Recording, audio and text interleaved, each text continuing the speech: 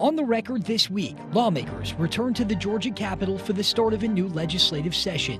Marjorie Taylor Greene officially leaves her seat in Congress, a crowded field of candidates now fighting to fill that void. I fight against raising costs. I fight against raising taxes. I fight against regulation. People are realizing that what Marjorie Taylor Greene was selling them is not working for Northwest Georgia.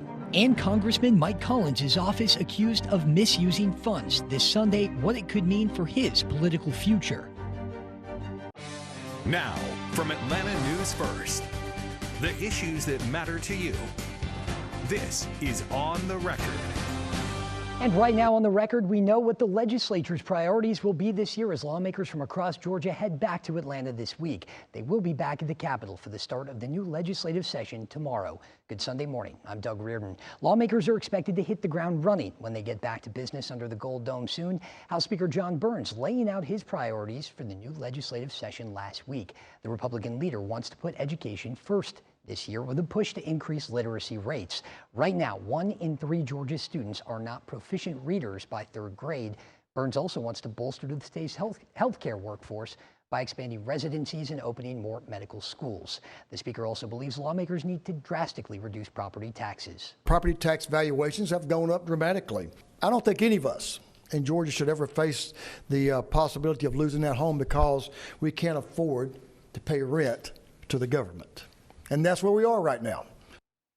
And the effort in the House to tamp down property taxes could create a budget battle with leaders over in the Senate. GOP leaders in that chamber want to eliminate the state's income tax. Senator Blake Tillery promises the plan that would cut the tax down to 0 by 2032 won't increase the sales tax, grocery tax, or the gas tax. Democrats in the Senate argue the state should stick to slower tax cuts that are already on the books. You've got families who are having a hard time paying for gas, groceries, and power. And you've got corporations that have been able to do just fine. I hope this is not a moment in time where the Democrats are going to sit here and want to shout affordability in your TV commercials, but today we're going to vote against something that helps blue-collar, middle-class families that are seeking relief. Let's continue on the mode we're using. Let's go forward the way we've been doing until we get to where we want to be incrementally as opposed to that one big step. And this year, lawmakers also plan to revive a few bills from last session, including one that would ban cell phones in every Georgia high school, as well as a bill that would allow for the use of automated detection cameras to reduce speeding in school zones. All right, we're welcoming in our panel now. Joining us is Andrew Heaton, Director of Campaign and Field Services for the Georgia House Democratic Caucus, and Heath Garrett, Republican Strategist with Strategic Partners in Media. We appreciate you being here with us. Let's talk taxes first, Heath, because the Senate has been very clear. Lieutenant Governor Burt Jones has been very clear, who leads that chamber, that they want to get rid of the state income tax. Do you think that the budget can absorb the hit of maybe losing one of its largest revenue streams? Is this a win for Republicans to push this? Well, there's no doubt. Look, we as Republicans are always for lower taxes. There's an opportunity in the state to lower our income taxes and lower our property taxes. I will say that the Senate document looks a little bit like it's a political document because it doesn't really answer the questions. It says it's eliminating the income tax, but you got to get the numbers there. And I always believe the voters are really smart. So to me, it looks like the Senate's plan is based on political calculations. There are 5 or 6 of them running for statewide office. But we as Republicans have to be smart. We've got a general election in November. And so, yes, we can lower the taxes, but I think that we've got to do a better job of getting the math right and talk about lowering income taxes. Don't make a false promise that we can't keep. Right, and we already have a gradual lowering in place that's been in place for years. That's exactly right. And could this set up a battle with the House? Because Speaker Burns was also very clear that he wants to lower property taxes that fund a lot of local programs.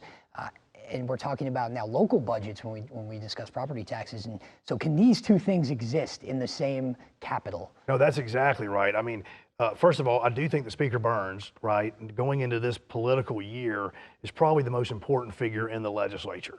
And he's going to set the agenda. It sure seems to me that his property tax relief, they've gone and done their homework. Number one, it's politically more popular with the Republican primary and the general election than the income tax is. And more importantly, they've gone about saying they're going to do it in a fiscally responsible way. Now, I do think there's a way to lower both the income tax, get it down to 2.5%, and cap or lower property taxes. But we as Republicans have to remember one thing. We're supposed to be the fiscally responsible conservative party. And I think Speaker Burns, I'd put my money on his plan. Probably nothing happens, right, between the Senate and the House this year at the end of the day.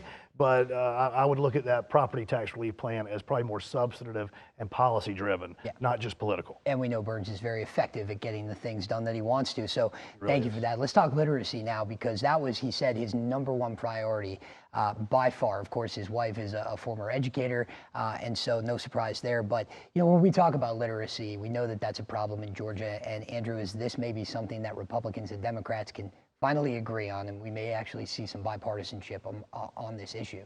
I think absolutely there's an opportunity for that. And I think you only have to look a few years ago in 2023 when both the House and the Senate passed bills that eventually set up the Council on Literacy, as well as passed the Georgia Early Literacy Act. Both of those bills had bipartisan sponsorship, and both those bills passed overwhelmingly with bipartisan votes. So literacy, early childhood education are both areas where absolutely there's an opportunity for bipartisan work. Yeah, we're going to be back tomorrow at the Capitol. 2025 was a great year for Democrats. We look at the PSC election. We look at some of the House seats that were stolen, like the one in Athens. Because you're on the campaign side, do Democrats now go into this session, obviously still in the minority, but with a little more power behind them? Absolutely, I think. And it's going to be interesting because we have seen some momentum. We saw some shifting in 25. We picked up that House seat that shocked everybody. And there are definitely a lot of seats that the caucus is eyeing, that the state party is eyeing. And I think it's going to be interesting how that plays out for the legislation that both the governor's office advances as well as Speaker Burns advances in the House. And it's going to be interesting to see how that they play, wanting to advance some of these political goals, as many of these folks are running for statewide office and for other office, but not wanting to go so far that they put some of these seats in jeopardy. Yeah, all right. And I want to jump in real quick. Republicans have lost 6 statewide races in the last 3 election cycles. If we're not paying attention, they're going to have a good year. Yeah, and we know that, of course, that federal House seat is up for grabs soon, too. And I think that same rule applies there. Don't go anywhere. We're going to be right back ahead on the record. President Donald Trump wants Fulton County to hand over millions of dollars after the criminal case against him was tossed out. And Marjorie Taylor Greene, just mentioned her, is officially out of office. That race to fill her seat now less than 2 months away.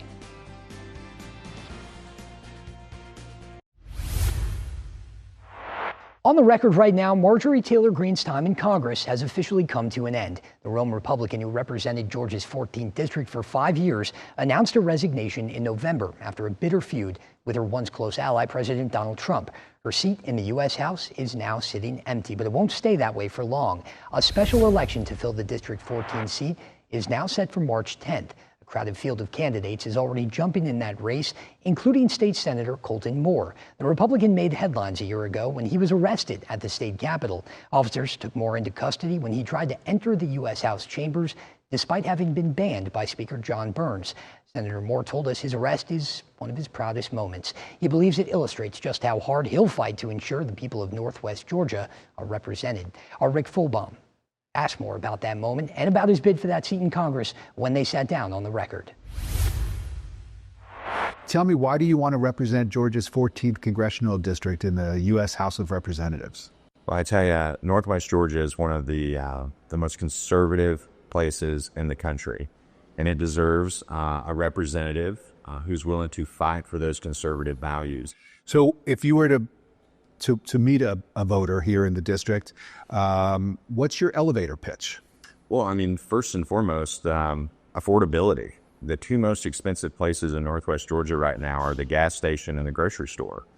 It shouldn't take half of your paycheck to put a little ground beef in your spaghetti at night and fill up the minivan and put some fuel in your pickup truck. How would you work as a member of Congress to get those prices to come down? I mean, obviously we have to bring our energy from the U.S. I mean, fracking, we have to think about all the federal grounds that we have out in the world. I think close to 1/3 of the United States is still owned by the federal government. I mean, that land needs to be freed up. There's resources there. Think about the lumber and stuff that comes from there. Not only the mineral rights to get the energy, but also the wood to build houses with. That's going to lower the cost, the input cost to build a house. Affordable housing is a big problem. I mean, when we're talking about 50-year mortgages as a solution, that's a big problem. How can you promise to be an effective legislator in Washington, D.C., where governing really relies on building coalitions? A lot of people say, oh, you're not effective. Well, I say effective at what? Raising costs, raising taxes, increasing regulation? Because if that's what it takes to be effective, then no, I'm not effective.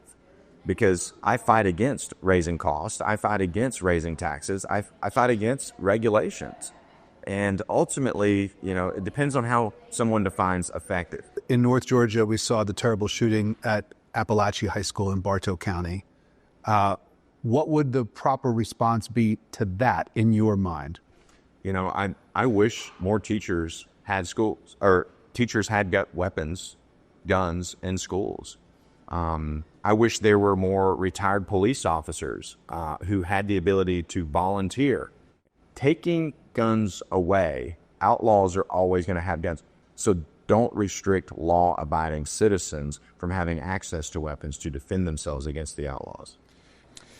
Voters of Georgia 14 are sending a representative to work on their behalf, of course. Your opponents will be reminding voters of your arrest and your ban from the State House.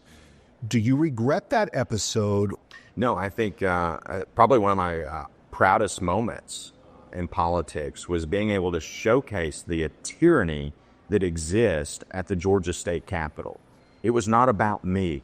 It was about the people of Northwest Georgia making sure that they had representation. And it just so happened that they arrested me on behalf of the people of Northwest Georgia.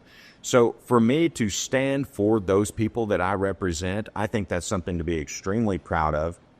And in this case, isn't over. I'm still out on bail. I could still end up in jail. Now, that Northwest Georgia seat that is now up for grabs sits in a reliably red area, but one Democrat is making his second attempt at turning District 14 blue. Retired Army General Sean Harris ran against Marjorie Taylor Greene back in 2024 and is now giving it another go. We asked him about his plans to flip the district. You've been down this road before. In November of 2024, you lost to Marjorie Taylor Greene. Yes. Not by a little. By a lot. By a lot. Yeah. 30 points or so? Yeah.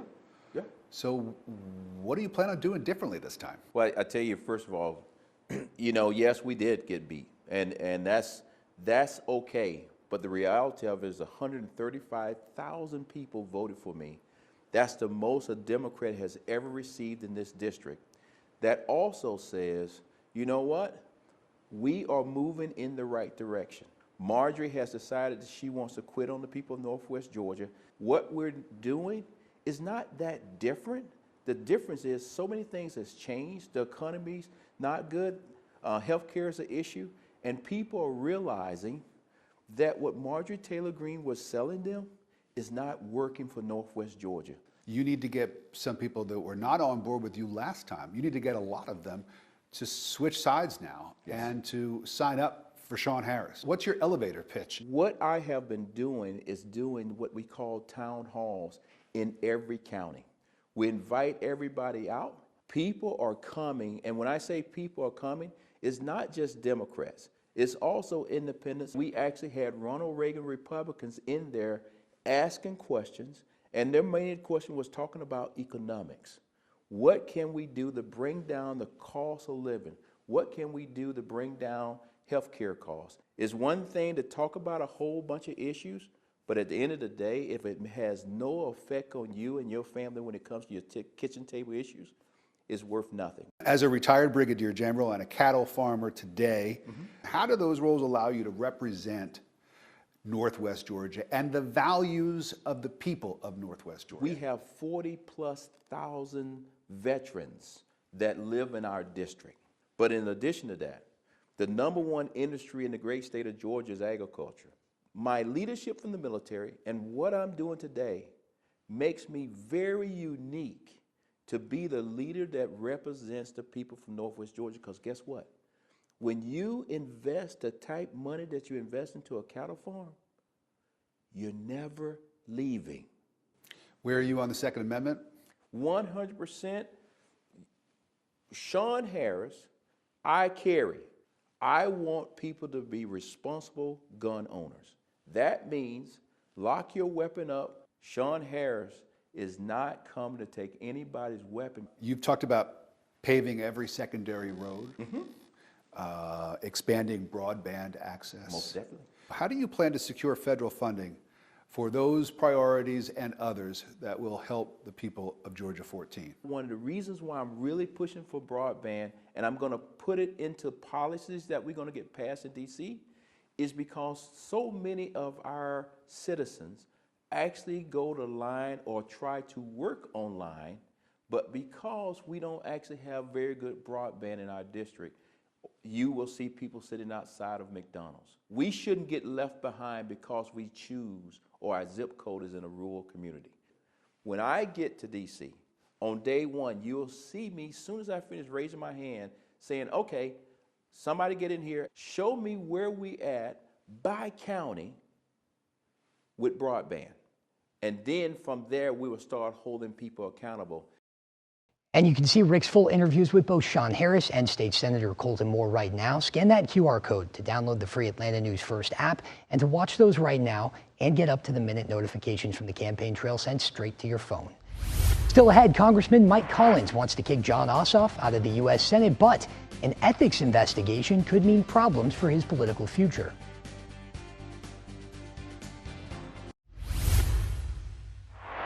On the record right now, President Donald Trump wants Fulton County's district attorney to hand over more than $6 million. The president just sued the county under a Georgia law that allows criminal defendants to recover expenses when prosecuting attorneys are dismissed from their cases.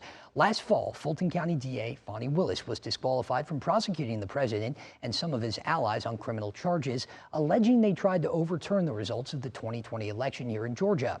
I asked President Trump's attorney about the financial toll this suit and the ones that may be filed by other defendants in this case could have on the Fulton County taxpayers. The taxpayers are getting hit hard, but that's Fonnie Willis's fault. That's not our fault. No one should have to spend their life savings. I'm not talking about President Trump. I'm talking about other defendants. The defendants other than President Trump have been assailed as criminals for the last 3 years, and this is their way to seek reimbursement and to regain their reputations, and they deserve it, and they need to have it back. That criminal case against the president was officially tossed out in November. A Fulton County leader is now fighting to become Georgia's next elections chief. County Commissioner Dana Barrett just entered the race for Secretary of State. The Democrat has served on the county commission since 2023. She beat out a longtime Republican incumbent to win her seat.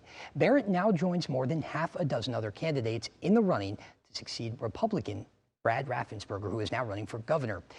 And one of the top contenders in Georgia's nationally watched Senate race is now at the center of an ethics investigation. The Office of Congressional Conduct says that there's reason to believe the former chief of staff for U.S. Representative Mike Collins hired his girlfriend as an intern and that she didn't perform proper work. Brandon Phillips now works for Collins' U.S. Senate campaign. But records show that the woman was paid more than $10,000, although witnesses report they never saw her in the office to work. Collins' office is now calling the probe a bogus attempt to derail his campaign.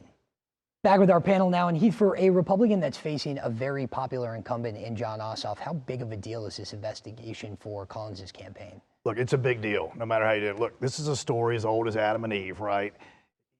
If your girlfriend's involved, you can't put them on the payroll.